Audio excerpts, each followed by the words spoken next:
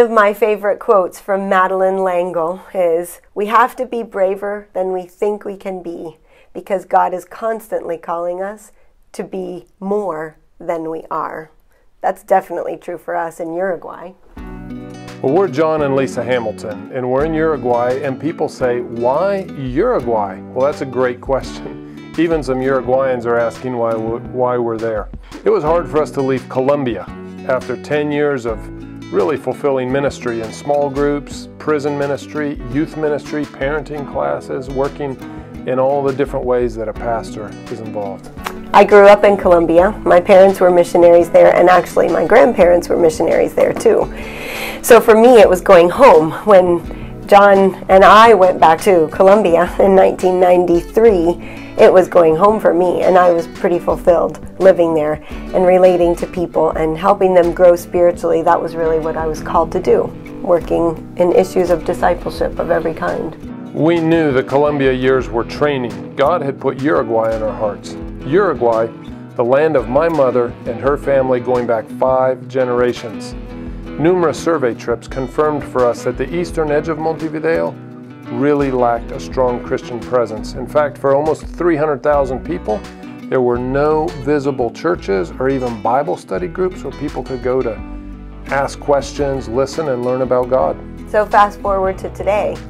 Well, 15 long, tough years later, we finally are working in an established church. God's worked in our hearts and lives as well as in the community. We pastor now a group that's averaging about 150 people that are involved in the service or a small group of some type in English or in Spanish throughout the week.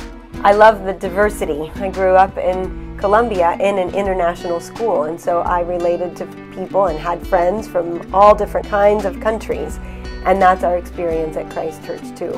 We have people from West Africa who've immigrated, who are actually refugees. We have people from IT people, highly educated from India. We have diplomats, of course, from all over the world, and business people from all over the world who come and are in Uruguay for just a short time and then move on to another country.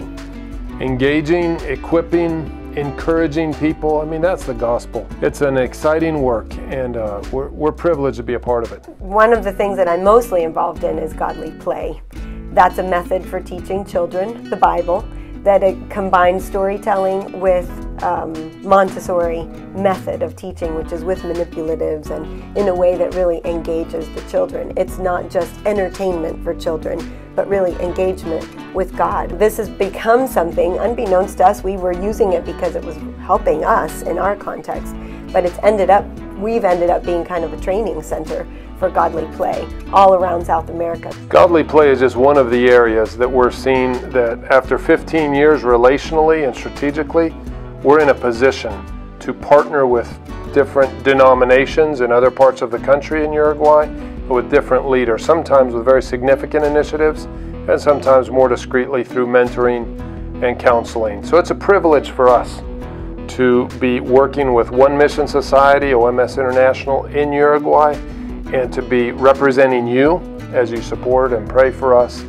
and to be encouraging you to be a part of your missions outreach through the church, wherever you are, and in your neighborhood, but in the church and through the church and around the world. When you read the world news, pray for the missionaries and the Christians that are present in those places.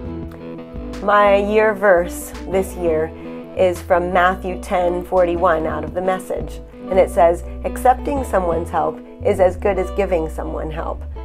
This is a large work I've called you into, but don't be overwhelmed by it. It's best to start small. God bless.